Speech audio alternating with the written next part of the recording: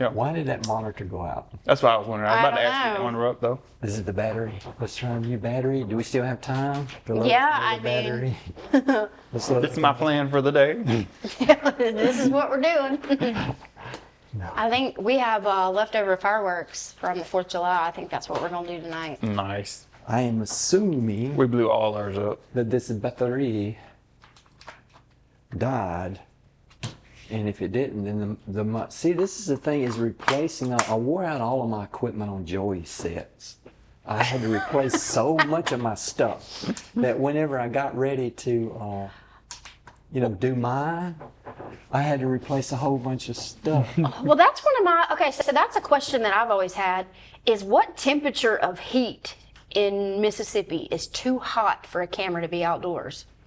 I don't know if there's any material on that. Now, in the manual of the camera, when you buy the camera, it will tell you that. It said don't record below 32 degrees and don't record above, I think, something 90 something degrees Fahrenheit. Because what happens to a camera is, should we talk about this? Yeah, What this is all happens- good things. What happens to a camera is you have your iris blades in there, and the good cameras have metal ones, but there are some less expensive cameras that have plastic ones. And so as they heat up, those plastic blades will become like mush, They can melt. and then all of your imagery is out of focus. Right. And some of them, the cameras will even shut down. They'll even turn themselves off, Yeah. which is what we have. Oh, yeah, I definitely wouldn't want to melt my camera. For sure. Have you ever had trouble with a camera overheating? Oh yes. My Canons that I usually use, they'll get so hot, like I have to just turn them off, and they'll start saying like too much. Basically, it's like too much heat, and I'll have to just turn them off for a little while and give them a break. So Yeah. yeah. Well, this is Should Have Slapped Shelby in our temporary location. I have Randy Skinner and Jeremy Limbaugh here today. They're each going to talk about different things. Some people will start an LLC for every movie that they do. Have you heard of that? Those would be typically big budget films. Right, to We're protect talking- themselves, Yeah, because yeah. they may have investors Right. that have donated money, and they're probably wanting their return. In other words, they want to be paid. And back. liability and those kind of And things. so I could see where they would do that, because if it did fail or flop or financially, then that person would be liable to pay that. But under LLC, they wouldn't.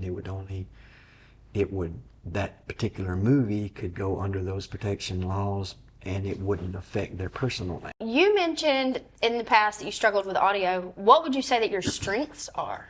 My strengths, I think the biggest strength I have is the storytelling aspect of filmmaking. Yeah. So I love agree that with that. part, and artistry, and then finding the right people. A lot of times, it's a struggle, but when you get them, it's pays off big time. So Have you worked with people that made things a struggle? oh yeah, Or that made you realize who you work with is very important? yeah. I've worked with some folks that I'll say they try to take the wheel, like imagining a ship and a captain. They try to take the wheel, and I'm supposed to be the captain technically because it's my film. Yeah. And I would tell them that, and I would tell them that beforehand, and then they try to take over, and I'm like, this isn't gonna work. And then I have people that I've worked with that have been really useful, really got the vision, didn't try to take over, but were an asset and really put in their all. Amy. So, of course, yes. And Dustin and many others, yeah. Jesse, of course, yes. Jesse is very knowledgeable. Oh, yeah. Especially did you realize she's been acting since she was like 7 years old? No, I didn't know. Yeah. It shows. Yeah. And she get on old poor man set like mine. Hey, same here. I don't know if I'm old yet, but getting there, so. Well, and now she's got, she got her daughter booked in an NBC show. Okay. And she's what, like 3 years old? Mm-hmm. Yeah, she was on an NBC show. Now, the character in the show was one that ages up in the story, so she was just like, it was like one episode. But I was like, I know a famous baby. I get nervous. Like, I'm like, when somebody with some money discovers her, it's like, bye, Jesse. Like, Yeah. happy for her, but so sad for me. Yeah. Same thing happened to Melissa Dunn Sullivan. She Oh. just for Oh yeah, she's taken off, right? Yeah. Now I got asked. Her and Ginger were producing a film. They wanted to do an all-woman team. Yeah. It was supposed to be all-women crew and all-women cast, and they asked me would I DP. Oh. And I was just so excited. Now we ended up having to postpone it, and I haven't heard anything since. Probably because of Melissa's just like she's in LA and Wow. Nashville and Florida. Yeah, and, she's on the plane Yeah. going to Los Angeles. but hopefully that will come back up. It was a cute little story. It was supposed to be a comedy. Comedy is what I really want to do. You're so funny. So, Oh, thank you.